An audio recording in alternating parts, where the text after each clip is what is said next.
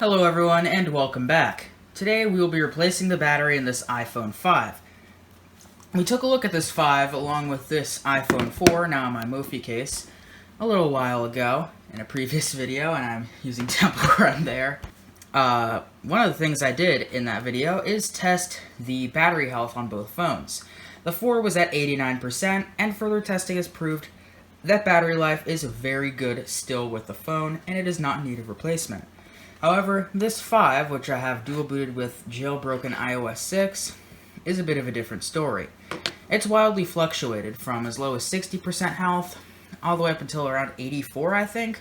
I'm not sure what it's at right now, but there really is no point in checking. It's time to get it replaced. So we got an iFixit battery, and we got an iFixit Pro Tech toolkit. Not sponsored or anything, I just like their parts. Hence today, we will be replacing our battery with this brand new one.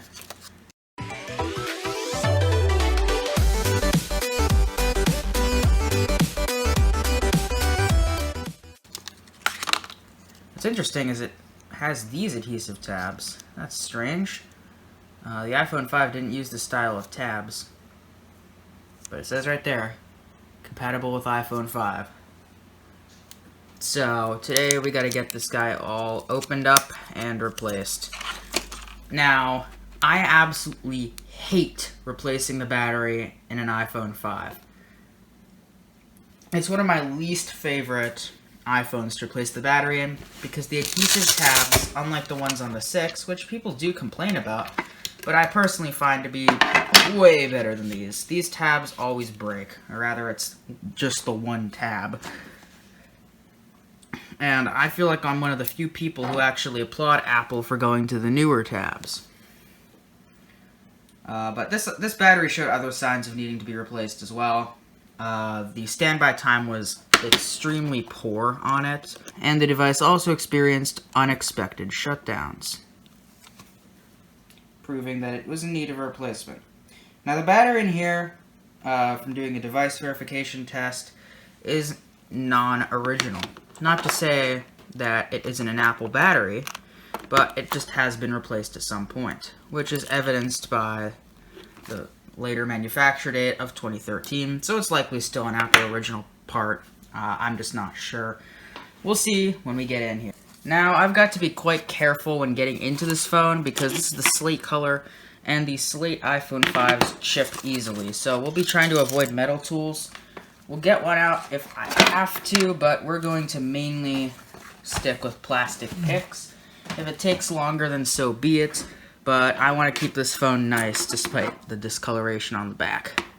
You've got to be careful when removing the display on these iPhone 5s, as it is rather easy to accidentally separate the glass from the body of the display. And if it separates, then you'll start getting issues with touch, which I have experienced on my Parts 5. I'm going to have to move this out of frame to get something under here.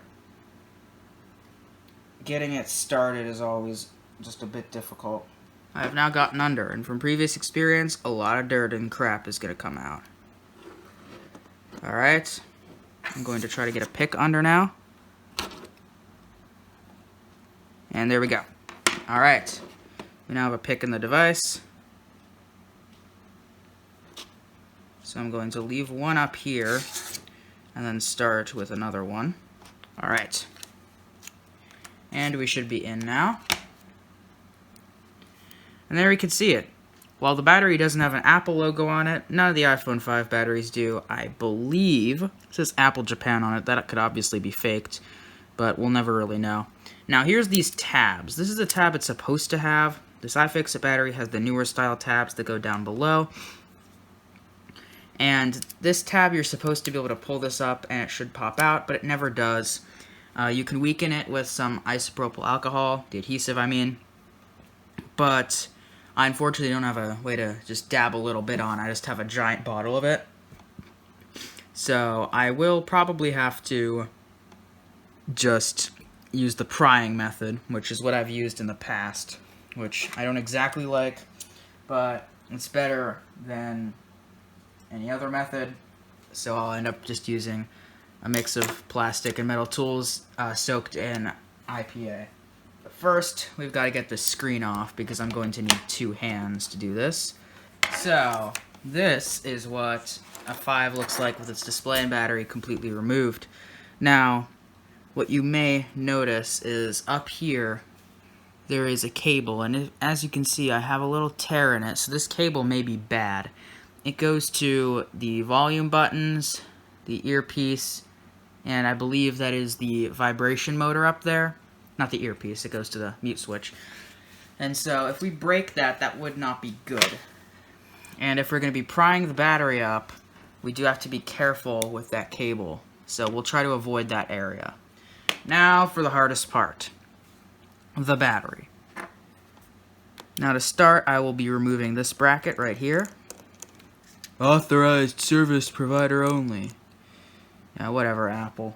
I'm doing this myself.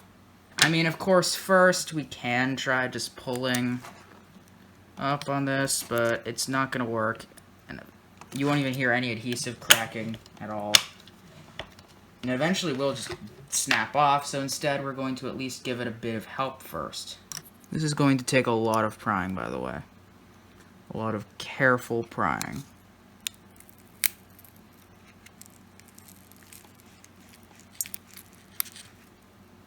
This one's actually coming out pretty easily. Oh, wow. Oh, wow. Oh, my God. Look at this. Holy crap. Hey, you did your job. Check that out. Alright. Now, of course, we gotta put the rest of this up. Clean up all the old adhesive. Alright. Now I used way too much of this IPA. Lovely.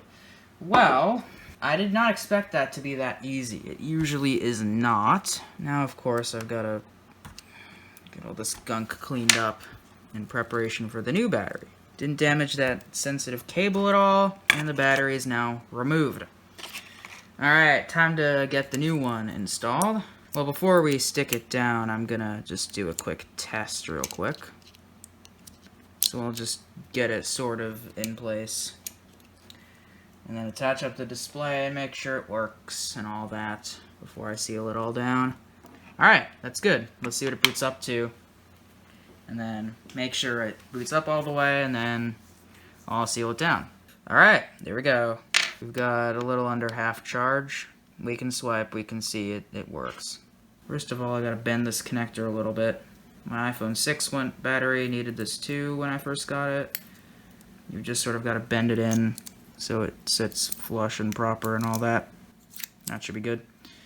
And next, you've got to peel this adhesive back. Comes conveniently pre-applied. And then I'm going to fold this up and stick it down.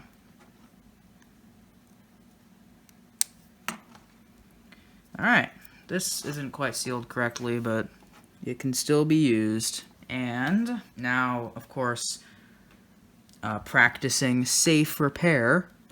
We're not going to connect it up until we've already got the display connected to avoid any potential short circuits, because short circuits are very bad. And we don't want to ruin my beautiful 64 gig Slate iPhone 5 with discoloration on the back that cost $50 and didn't even come with real Apple cables. Yeah. Whatever, it works, that's what matters. Blasted tiny screws. Oh, these are the tiniest little screws. Apple. Nah, I get it. They had goat screws this small. At least they're all Phillips, unlike the newer iPhones, which have like tri-wing crap and Penelope and stuff.